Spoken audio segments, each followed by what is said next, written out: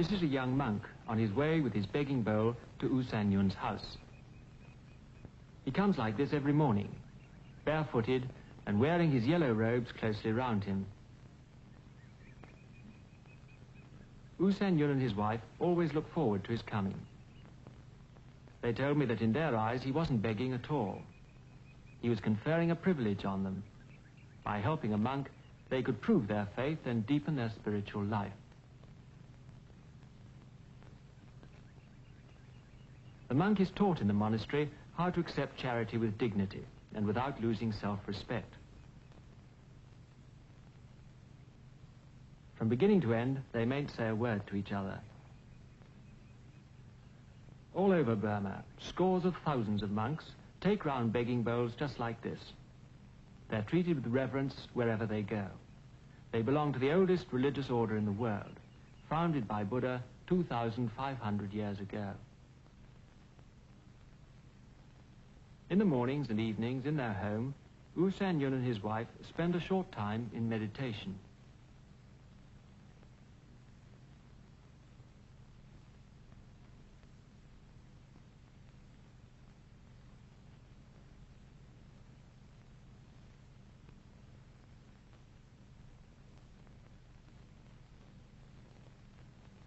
Meditation plays a great part in Buddhism, and I asked U San Yun to tell me about it. A good Buddhist devotes himself to meditation for an hour or two in his home, usually at night or at early dawn.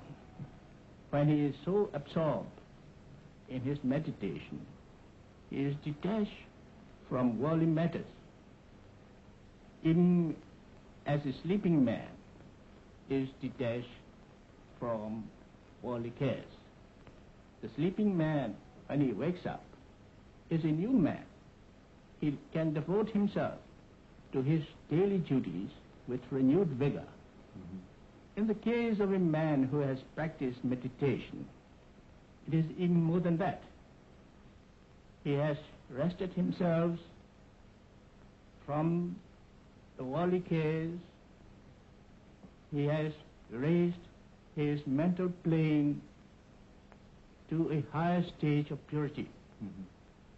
And he has developed his power of concentration.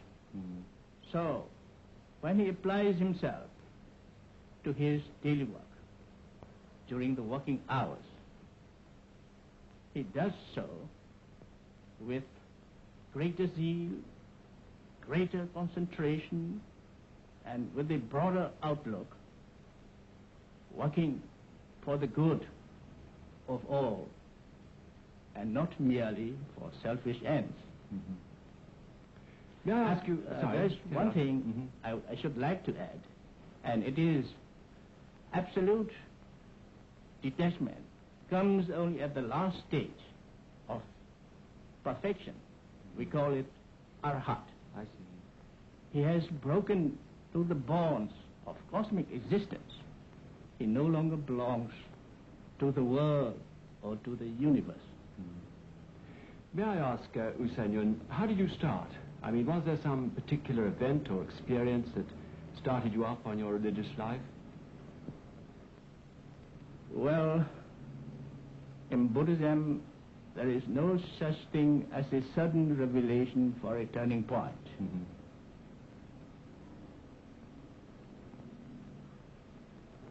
Understanding and appreciation ripens with experience and wisdom. Are there times now when your faith seems to fail you? Well,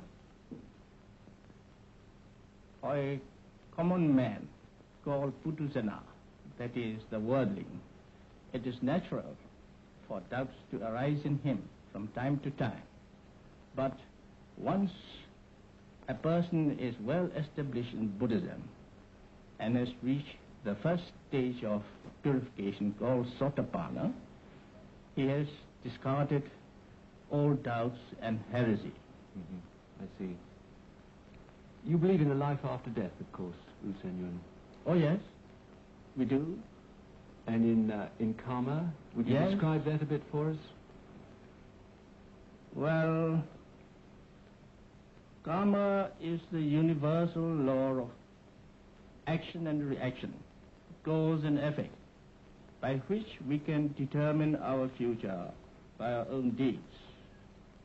It is the practical and scientific explanation of the truth of what ye sow, so shall ye reap. These words are uttered by Buddha himself 500 years before Christ. U San Yun's house is within sight of the most famous pagoda in the world, the Shwedagon Pagoda. Buddhists told me that for them, its tapering golden spire symbolized the aspiration of man's spirit. The pagoda is the center of Burma's religious and national life, and thousands of people come here every day, though not all by car, like U San Yun and his wife and daughter.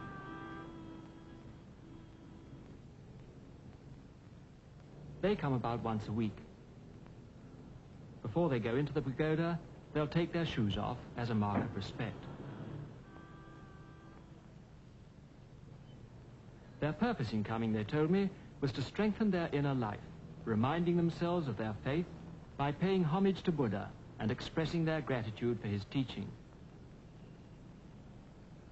On the way in, at these stalls at the entrance, they buy flowers, which are their symbols of purity, to place before one of the statues of Buddha. U San Yun buys a traditional paper umbrella. This symbolizes helping your neighbor by giving him shade, a pledge that U San Yun will try to repay his debt to Buddha by unselfishness to others.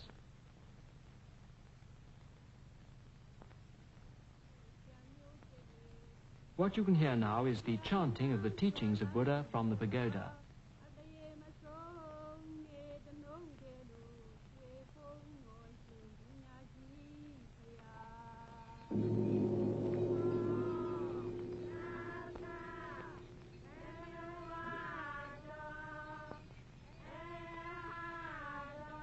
As U San Yun explained it, Buddhism is a simple faith. No revelations, no dreams, no supernatural events, no gods. All these shrines and statues seem to me to belie this. But U San Yun said, don't think, when you see us bowing before Buddha's image, that we worship him as a god, as you worship Jesus Christ in the West. We think of Buddha as a man, a teacher who can show us the way to peace of mind. He said they didn't ask for things in their prayers, and they didn't expect help from Buddha except through his teachings. They didn't even try to copy Buddha's life, as in their view, no one life could be a pattern for all.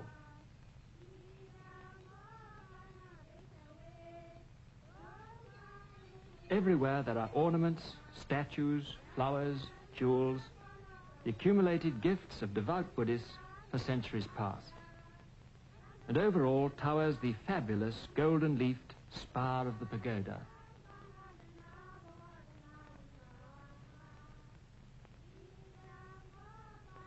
Besides the pagoda, U San Yun also often visits this monastery. For a short time, like most Burmese, he was a monk himself. He comes here now for meditation and to hear a famous religious figure, the Mahasi Sayadaw, preaching.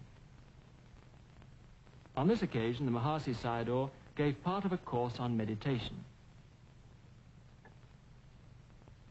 He paid his respects to a statue of Buddha behind the glass and sat down with the audience below him.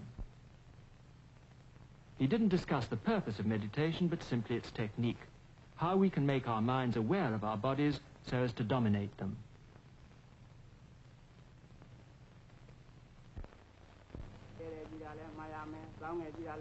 The translation is, when you begin to meditate, concentrate your mind on your physical movements. If you stretch or bend your arm or knee, realize you're doing so. If you're holding your robe or begging bowl, know that that is what you're doing.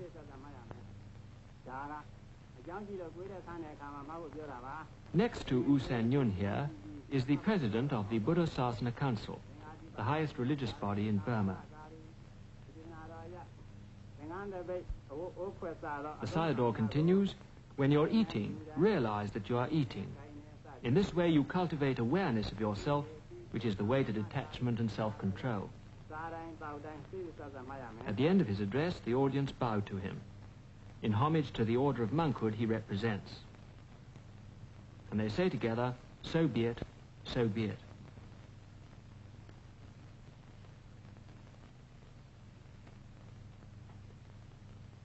Monks aren't the only teachers of meditation in Burma. With U San Yun here is a layman, a former cabinet minister, ba.khin, who acts as spiritual director, or guru, of this modern meditation center. In thousands of lay meditation centers like this, Burmese Buddhists cultivate self-mastery as the key to a deeper spiritual life. U ba.khin's most proficient pupil is Mr. Venkataraman here. He's preparing to go into a trance known as the trance of cessation. He pays his respects to his guru and sits down and begins to concentrate.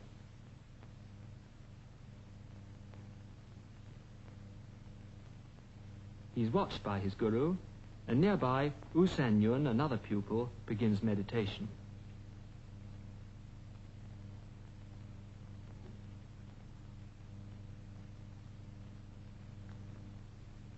In less than a minute, Mr. Venkataraman is in a deep trance.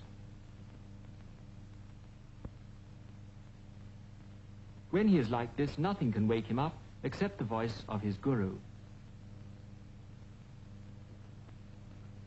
Venkataraman.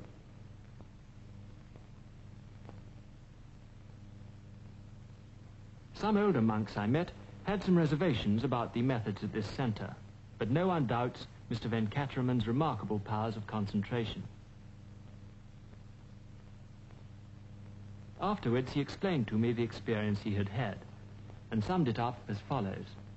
As soon as I rose up, I found my body very light, and also, at the same time, my mind was crystal clear. I see. It gave me a mental happiness, peace and happiness, which words could not describe. At any rate, it was immensely pleasing to me. Do your experiences vary at all? I mean, is it the same every time? Well, of course, you see, it is the same. But the images, when I go in the slow motion, the pictures, what I see, the vision might vary. But otherwise, it's all the same. And you value these experiences very highly? Surely, because it gives me mental peace and happiness.